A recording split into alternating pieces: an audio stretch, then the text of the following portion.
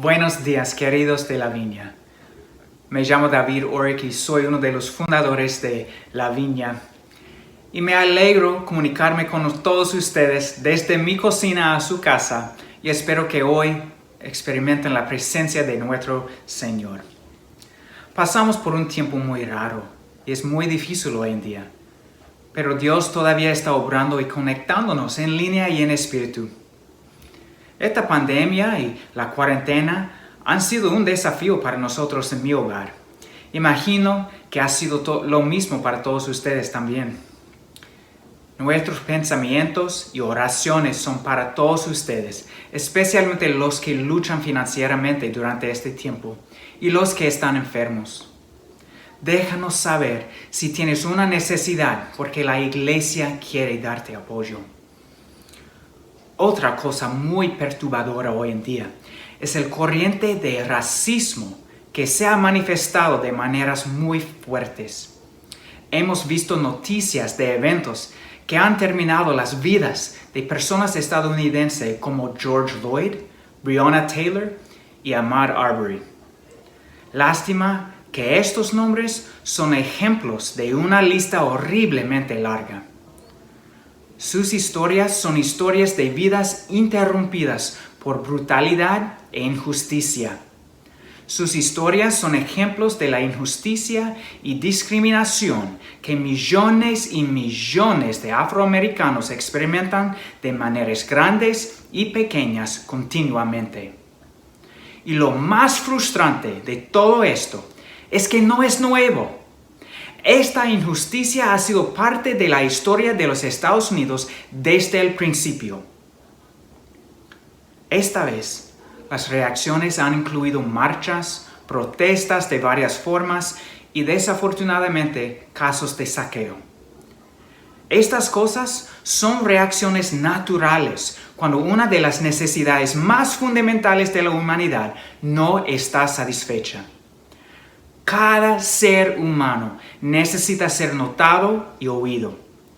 Pero demasiadas veces, generación tras generación, esto no ha pasado por nuestros hermanos y hermanas de ascendencia africana e indígena. Su sufrimiento ha sido ignorado o recibido con silencio y a veces escondido por oficiales corrompidos del gobierno. Cuando dolor está reprimido así, va a explotar. Esto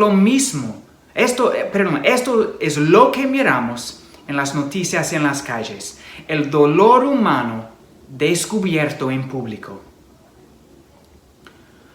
Como una comunidad cristiana, la Iglesia Viña da apoyo completamente a las protestas pacíficas debido a las injusticias graves que han estado perpetradas en contra de afroamericanos y otras personas de color en este país y alrededor del mundo. A todos los afroamericanos y también cada persona que ha experimentado la injusticia y discriminación, nuestra iglesia les da apoyo a ustedes. Nuestra iglesia los ama a ustedes y nuestra iglesia protesta con ustedes. El Dios quien escuchó las lamentaciones de los israelitas en su dolor, también escucha hoy. Y Él envía un Salvador, Jesucristo, quien quiere sanar y salvar todos los corazones quebrantados y también sanar y salvar nuestra sociedad rota. Este lunes pasado, tuve la oportunidad de juntarme con personas de nuestra iglesia madre, Vineyard, y con otras personas de varias otras iglesias de Rogers Park y Evanston por una marcha y protesta en Rogers Park. Hubo cientos, posiblemente miles de personas protestando y marchando juntos en contra del racismo. Hubo pastores de iglesias afroamericanos, un pastor latino, un pastor blanco y nuestro pastor Ted Kim. También hubo cientos de policías de ambos lados de la calle marchando a nuestro lado. Fue interesante.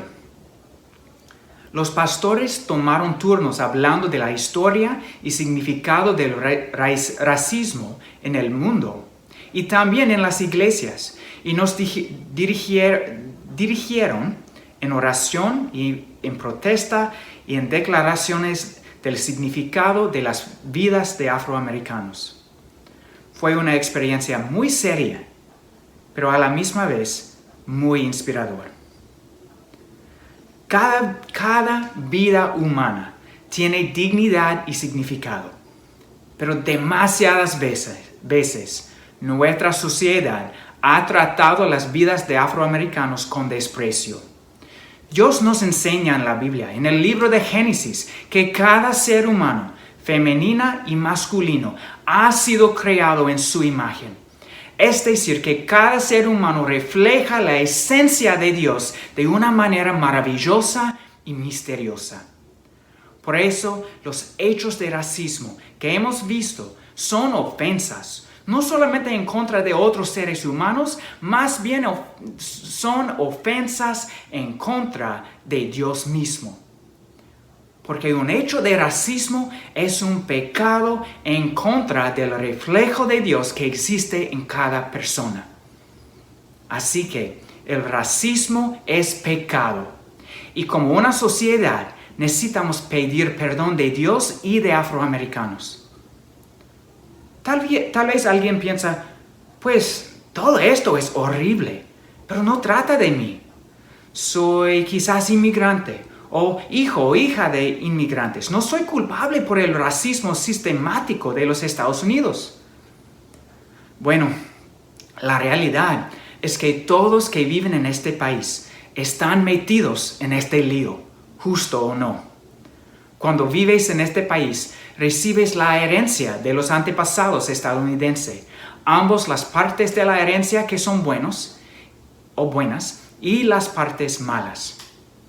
Y como cristianos, tenemos la responsabilidad de actuar con misericordia y justicia a nuestro prójimo de toda etnicidad, incluso afroamericanos. Pero sencillamente protestar no es suficiente. Sencillamente sentir tristeza o pedir perdón no es suficiente. También hay que actuar para ser agentes de cambio y transformación en el mundo alrededor de nosotros. La cuestión entonces es cómo podemos responder a la injusticia, racismo y discriminación como cristianos.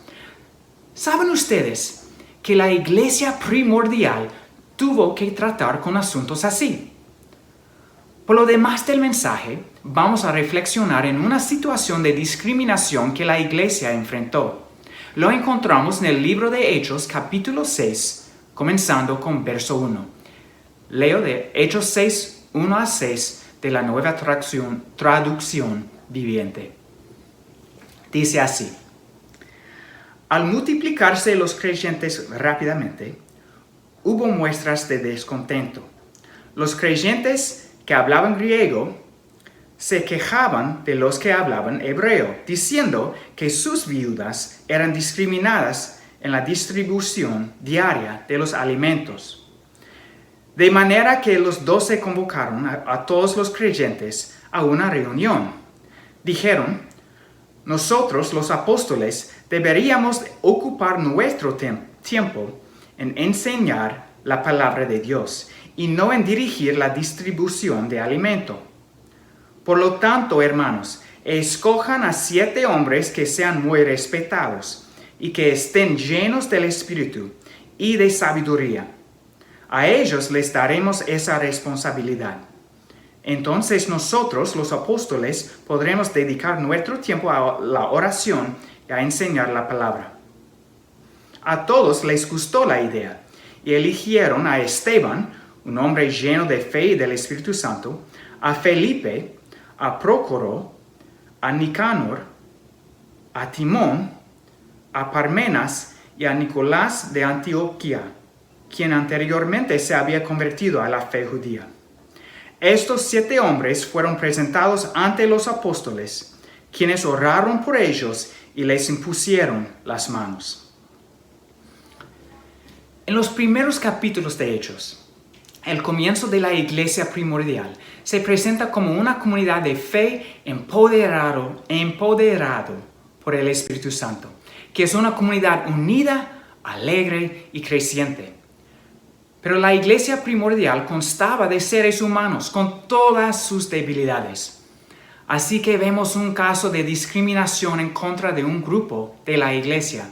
Podemos ver la sabiduría de la iglesia primordial y el guía del Espíritu Santo en la resolución de este problema. Lo que vemos es que fue discriminación en la distribución de la comida a las viudas de la iglesia. Parece que la intención fue distribuir comida a todas las viudas en necesidad, pero las viudas que hablaban griego no recibieron su porción. Podrían ser varias razones por la discriminación. Los primeros seguidores de Jesucristo fueron 100% judíos de Judea. Fueron culturalmente judíos y hablaron hebreo, un lenguaje de la región muy similar, se llama arameo. Pero cuando la iglesia comenzó a crecer rápidamente, otros judíos que hablaron griego como su lenguaje principal se convertían. Estos creyentes que hablaban griego fueron culturalmente más griegos que judíos. Vinieron de otras partes del Imperio Romano, donde sus familias habían vivido por siglos debido a las conquistas de diferentes imperios del pasado. Han regresado a Judea, pero parece que no fueron aceptados completamente por los judíos que ya vivieron allá. Y por eso tuvieron sus propias sinagogas. Es posible que vivían en diferentes vecindarios también. En los versos siguientes de este pasaje, vemos que algunos de estos griego hablantes, tal vez incluso Felipe, fueron esclavos liberados. Por todas estas razones, hubo malentendidos, tensión, discriminación y la potencial por división entre la comunidad.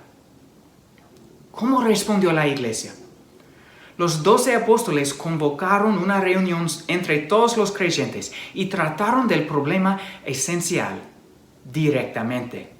Los apóstoles cargaron a la comunidad para escoger 7 personas para manejar la distribución de los alimentos.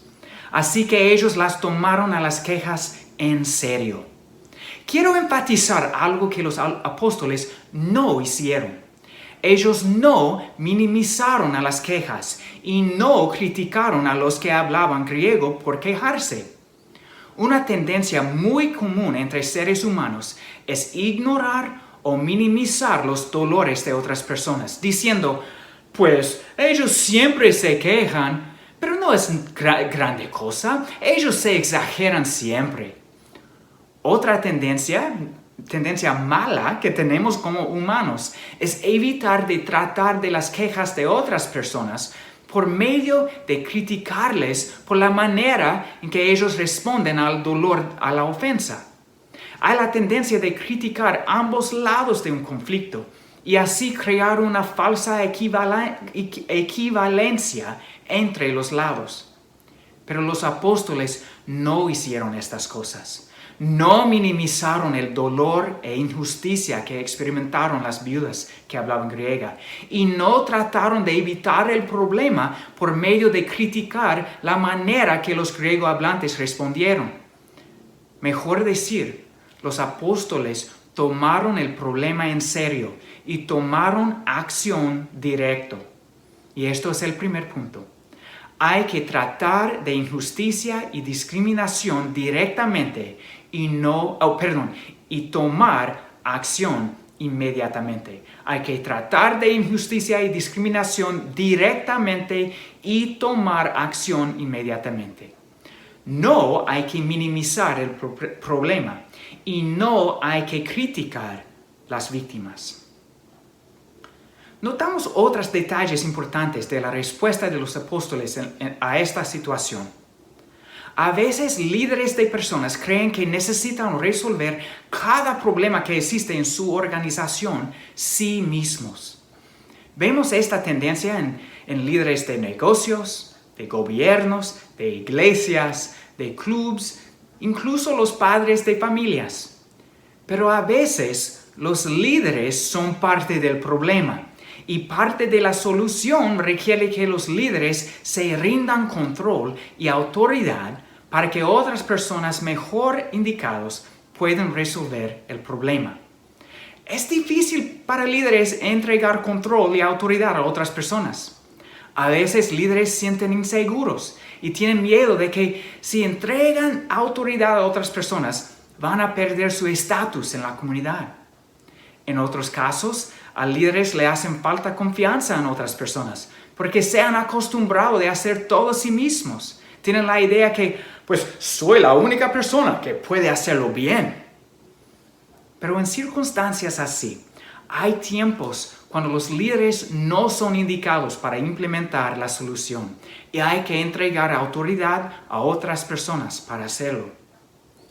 En este caso, los apóstoles se daban cuenta que no tenían la capacidad para manejar la situación y continuar en su papel principal de enseñar la palabra de Dios. Así que compartieron su liderazgo a otras personas. Aún más importante, se daban cuenta que no serviría para los apóstoles escoger personas para dirigir la distribución de alimentos. Sería mejor que toda la comunidad podría participar en la decisión, especialmente las víctimas de la discriminación. Así que las víctimas pueden cambiar de ser víctimas y volverse a ser participantes responsables en el liderazgo de la comunidad. También los que beneficiaron de la discriminación pueden volverse a ser compañeros de las víctimas en el establecer justicia. Así que la comunidad sería fortalecida.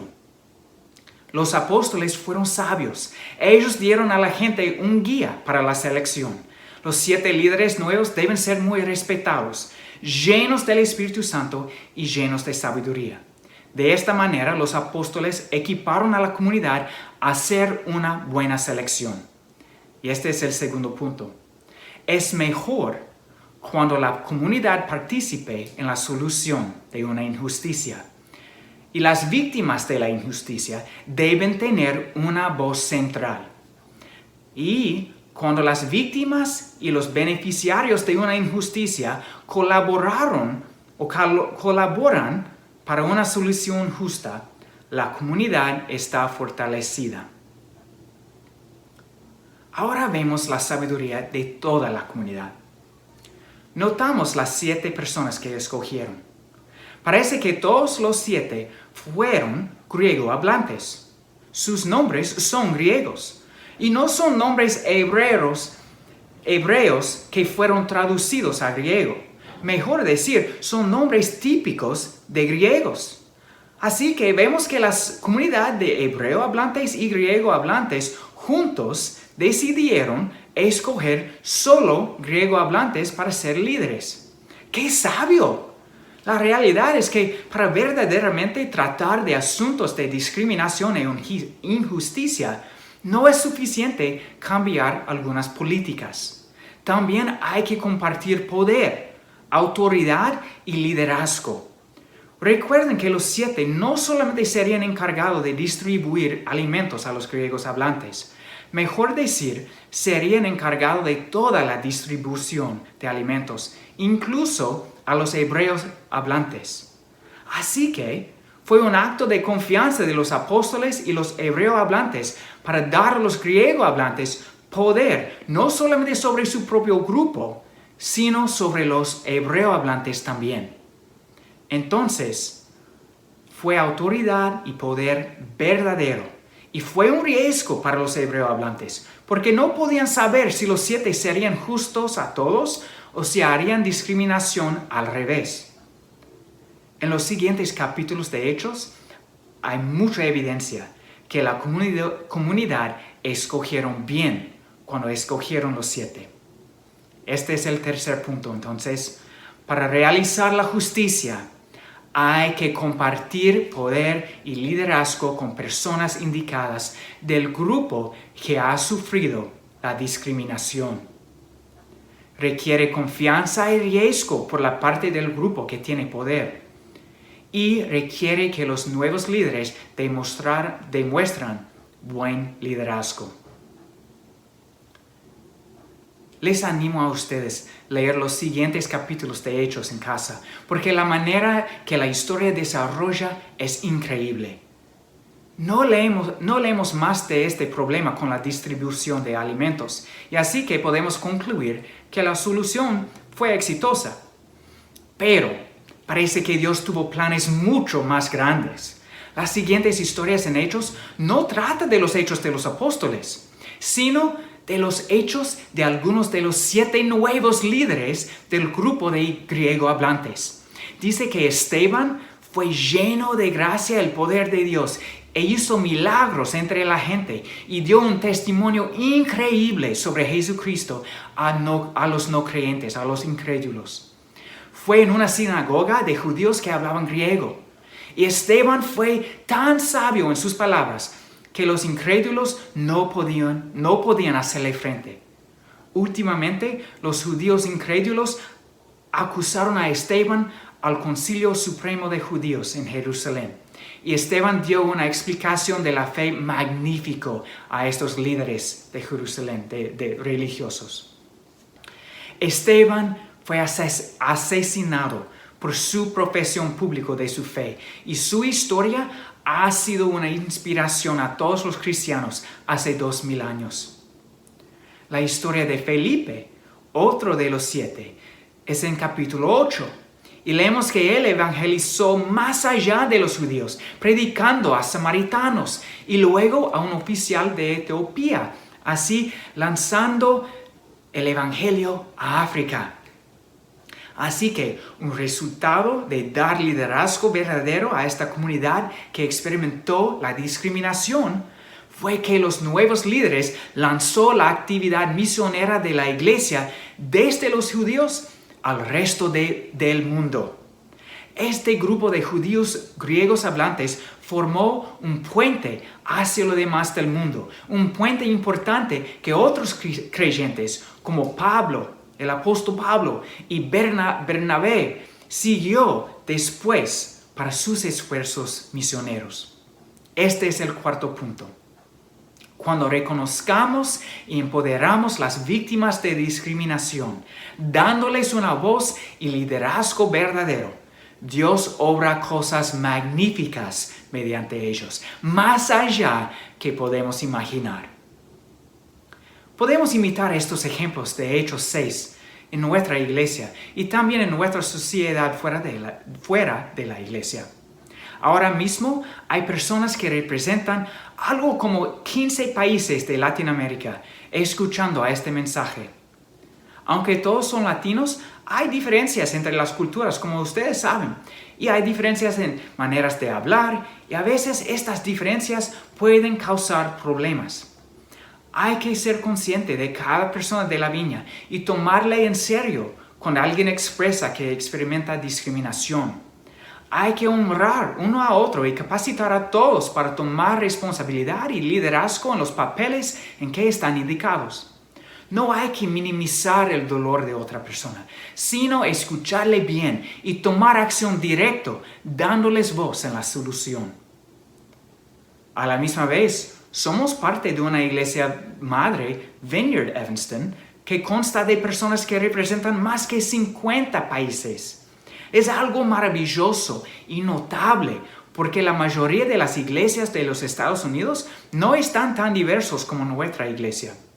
Cuando entramos al edificio los domingos para la reunión dominical, nos da un vistazo al cielo, cuando las personas de cada nación, cada tribu, cada lenguaje se acercarán al trono de Cristo adorando y alabando juntos. Pero en una iglesia tan diversa hay mucha oportunidad por malentendidos y hechos de discriminación. Por eso hay que estar llenos de gracia y sabiduría, tomando en serio las quejas de nuestros hermanos y hermanas en espíritu y colaborar con ellos para hacer la justicia. Muchos de ustedes entienden lo que significa ser víctima de injusticia y discriminación debido a su propia experiencia de ser víctima. Hoy en día estamos muy conscientes de las injusticias de nuestra sociedad, especialmente en contra de afroamericanos. Es posible que hemos actuado de maneras injustas en contra de afroamericanos, tal vez manteniendo actitudes negativas o cometiendo hechos discriminatorios, sutiles o obvias. Hay que pedir perdón y arrepentirse de estas actitudes y acciones, porque son ofensas en contra de seres humanos y también son ofensas en contra de Dios. Yo sé que yo tengo la tendencia de asociarme y dar favor a personas como yo, porque siento más cómodo cuando no necesito cambiar, tampoco adaptar a diferentes maneras de actuar o comunicar. Pero esta tendencia me dirige al pecado, porque dirige a la discriminación e injusticia. Por eso me arrepiento de este pecado y pido ayuda de Dios, ayudarme a ser valiente y ser más abierto a otras personas, y especialmente a afroamericanos. Les animo a ustedes a hacer una prueba de tu mente y tu corazón también. Y si hay algo similar en tu corazón, les animo a arrepentirte. Cuando vemos momentos de injusticia en contra de afroamericanos o en contra de otras personas en nuestros negocios, en nuestra iglesia, en tiendas donde vamos de compras, incluso en nuestras familias, hay que decir algo y dar apoyo a las víctimas de discriminación. Hay que votar por líderes que tienen compasión y tienen planes para mejorar la situación. Hay que usar nuestra influencia para empoderar y compartir liderazgo verdadero a las víctimas de discriminación. Cuando tomamos pasos así, podemos estar seguros de que Dios va a obrar maravillas mucho más allá que podemos imaginar. Oremos. Señor, gracias que amas a cada ser humano. Gracias que cada ser humano es creado en tu imagen. Refleja tu presencia.